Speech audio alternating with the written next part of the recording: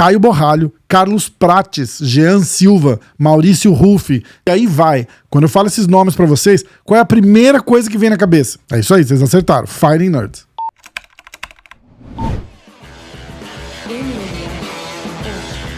Fala galera, já deixa o like no vídeo, deixa a curtida já. Se não gostar, depois volta e diz que não gostou, tá tudo certo. Se você não segue o canal, considera se inscrever. A gente sempre precisa desse apoio de vocês. Comenta muito, eu leio tudo que vocês escrevem. Eu gosto de ler o que vocês escrevem e eu respondo quase tudo que tá lá nos comentários, beleza? Então, ó, bora pro vídeo, comenta aí, deixa o like, um abraço.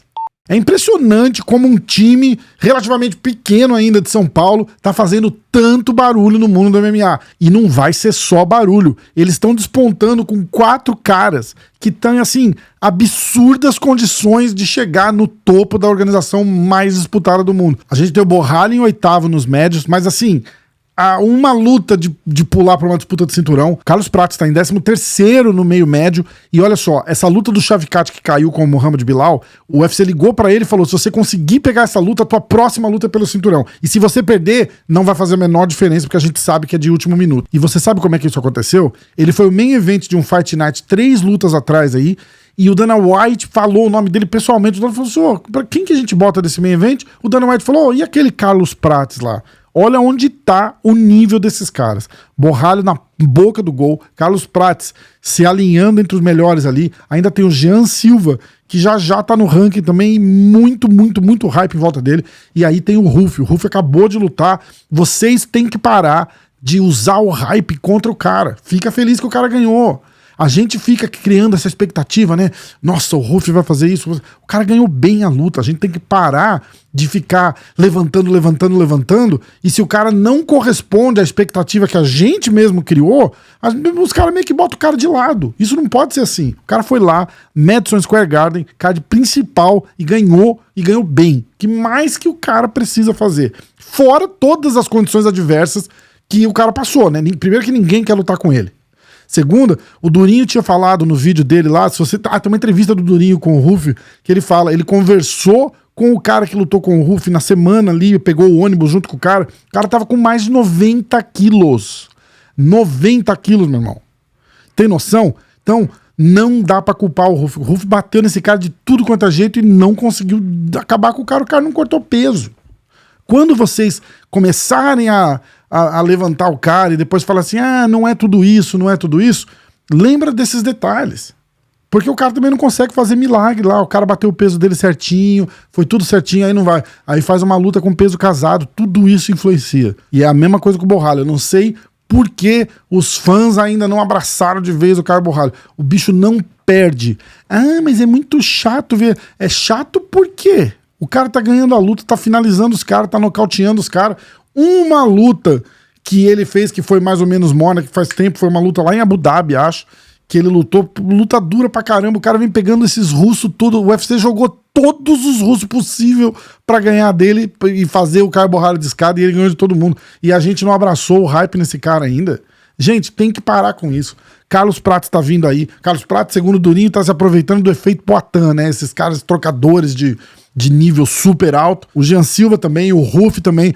O Caio Borralho tem um estilo diferente. Mas é isso que faz esse time ser tão completo. A gente tem trocadores de elite, a gente tem grapplers de elite. O Caio troca bem boxe. Pô, treinou com a seleção brasileira de boxe. O cara é completo no chão, o cara é completo. Eu ouso dizer que o Caio é um dos caras mais completos da divisão. Porque o Caio não é, de repente, não é nota 10 em nada. Eu já falei isso com ele, inclusive.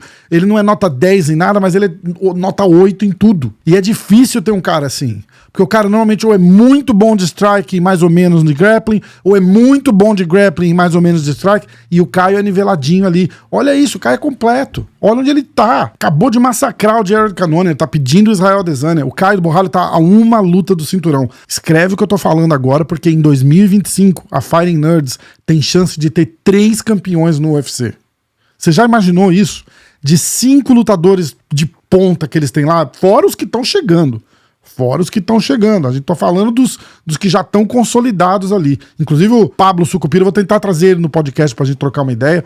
Mas uma vez eu fui lá e eu troquei uma ideia com o Pablo. A cabeça desse cara é genial. Ele é um estudioso da luta e passou essa filosofia pros caras. Todos falam inglês bem, todos se comunicam bem, Todos lutam muito bem, estão ganhando suas lutas, estudando os adversários. Gente, não é coincidência.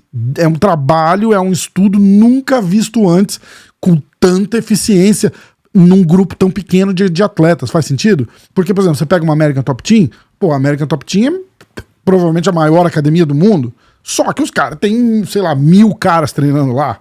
Olha onde tá a Fighting Nerds com literalmente meia dúzia de atletas fazendo frente no UFC. E é óbvio que tem mais gente lá, eu não vou nem ficar falando o nome aqui para não esquecer de alguém e não fazer uma injustiça, mas a gente tá falando do pelotão de frente da Fighting Nerds, que são esses caras aí. E olha o trabalho que esses caras estão fazendo, você imagina o que tá por vir. Então eu peço 2 coisas.